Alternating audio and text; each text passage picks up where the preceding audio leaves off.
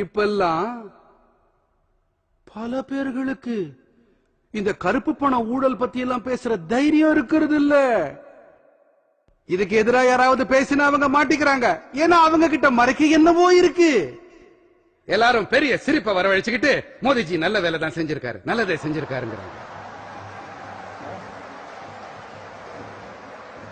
அப்புறம் ஏதோ நண்பருக்கு போன் போட்டு பேசுறாரு, நண்பா ஏதாவது வழி இருக்கா? அவரு சொல்றாரு, நண்பா மோடிஜி இருக்காரு, அவரு எல்லா வழிகளையும் அடிச்சுட்டாருங்கிறாரு. ஆகையினால வதந்திகளை பரப்புறாங்க. ஒரு நாள் ஒரு வதந்தி பரவிச்சு, உப்பு விலை அதிகமாயிருச்சு. நீங்களே சொல்லுங்க, 500 ரூபாய் நோட்டு 1000 ரூபாய் நோட்டு இருக்கு, யாராவது 1000 ரூபாய் நோட்டு எடுத்துட்டு உப்பு வாங்க போவாங்களா? இப்படி ஏன் செய்யறாங்கன்னு சொன்னா, அவங்க கொள்ள போயிட்டாங்கன்னு அவங்களுக்கு நல்லா தெரியும். 70 ஆண்டு காலமா சேர்த்து வைக்கப்பட்டிருந்துச்சு. அதிக விலை மதிப்பான பூட்டும் போட்டு பூட்டு வச்சிருந்தாங்க. இப்ப சீந்த கூட யாரும் இல்ல, சீந்த கூட நாதி இல்ல. பிச்சை எடுக்கிறவங்க கூட ஐயா வேணாம் 1000 ரூபாய் நோட்டை போடாதீங்கன்னு சொல்றாங்க.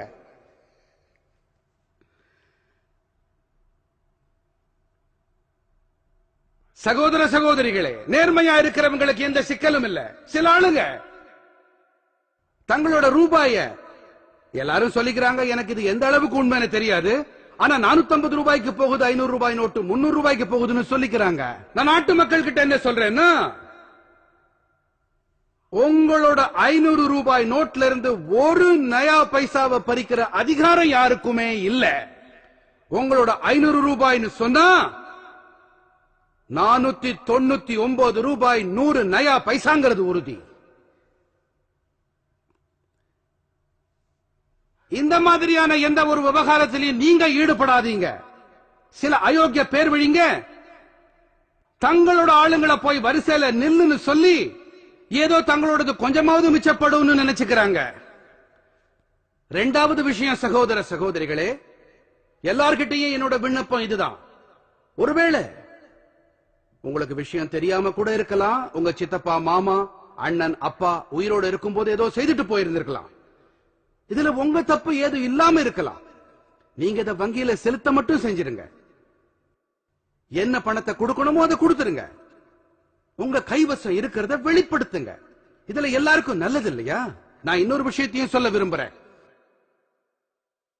எல்லாத்தையும் பின்னால பார்த்துக்கலான்னு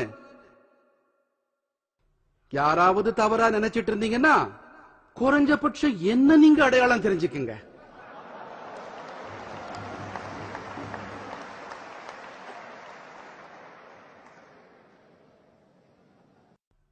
நாடு சுதந்திரம் அடைஞ்சதுல இருந்து இப்ப வரைக்குமான உங்க எல்லா அயோக்கியத்தனத்தையும் அம்பலத்துக்கு கொண்டு வருவேன். யாருகிட்ட அயோக்கியத்தனமா சேர்த்த பணம் இருக்கோ அது வெத்து காகிதம் நினைச்சுக்கங்க, எந்த பயனும் கிடையாது. அதுக்காக அதிக முயற்சி எடுக்காதீங்க. இல்லன்னா நான் தேவைப்பட்டா 1 லட்சம் நோட்டுகளை கூட அச்சடிப்பேன். உங்க வடிகட்டின அயோக்கியத்தனத்தை முறியடிக்க அவற்றை நான் புழக்கத்தில் விடுவேன்.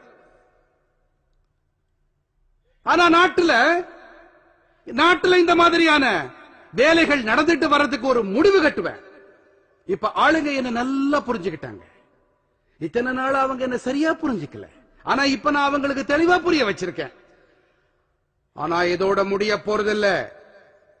இதோட விஷயம் நிக்க போறதில்ல. இதோட நடவடிக்கை ஓஞ்சிடாதுன்னு பட்டவர்த்தனமா தெரிவிக்கிறேன். நாட்டுல ஊழல் அயோக்கியத்தனம் எல்லாத்துக்கும் முடிவு கட்ட என் மூளையில இன்னும் கூட பல திட்டங்களை நான் தீட்டிக்கிட்டு இருக்கேன்.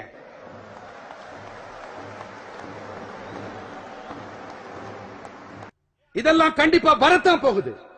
இதையெல்லாம் நான் நாணயமானவங்களுக்காகத்தான் செய்யறேன் மக்களே. நாட்டோட ஏழை பாழைகளுக்காக நான் செய்யறேன் மக்களே. கடினமா உழைச்சு வாழ்க்கையை நடத்திட்டு வர்றாங்களே, அவங்களுக்கு ஒரு வீடு கிடைக்கணும். அவங்க பிள்ளைகளுக்கு நல்ல கல்வி அறிவு கிடைக்கணும். அவங்க வீட்டுல இருக்கிற பெரியவங்களுக்கு நல்ல மருந்துகள் கிடைக்கணும்.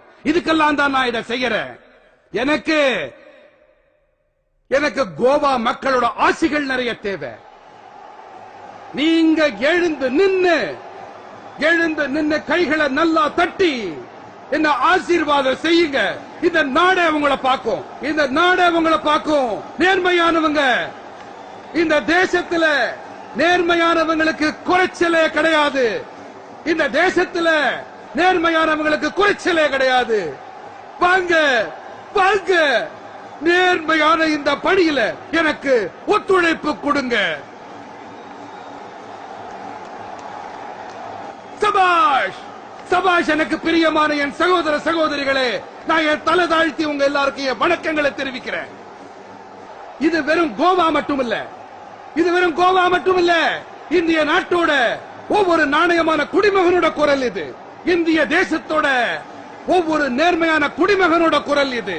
சகோதர சகோதரிகளே, எனக்கு நல்லா தெரியும் என்னென்ன மாதிரியான சக்திகளுக்கு எதிராக நான் போர் அறிவிப்பு செஞ்சிருக்கேன். எனக்கு தெரியும், எனக்கு நல்லா தெரியும், எனக்கு நல்லா தெரியும் என்னென்ன மாதிரியானவங்க எனக்கு எதிராக மாறுவாங்கன்னு எனக்கு நல்லா தெரியும். 70 ஆண்டு காலமா இவங்க அடிச்ச கொள்ள ஐயோன்னு போக போகுது. என்ன இவங்க உயிரோட விட்டு வைக்க மாட்டாங்க, என்ன நாசமாக்காம இவங்க விட மாட்டாங்க. அவங்க என்ன வேணா செய்துகிட்டோம், கவலை இல்ல. 50 நாட்கள் சகோதர சகோதரிகளே, 50 நாட்கள், 50 நாட்கள் எனக்கு உறுதுணையா இருங்க.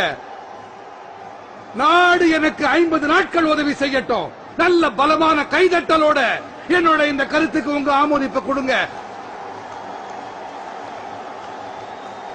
கோடானு கோடி நன்றி.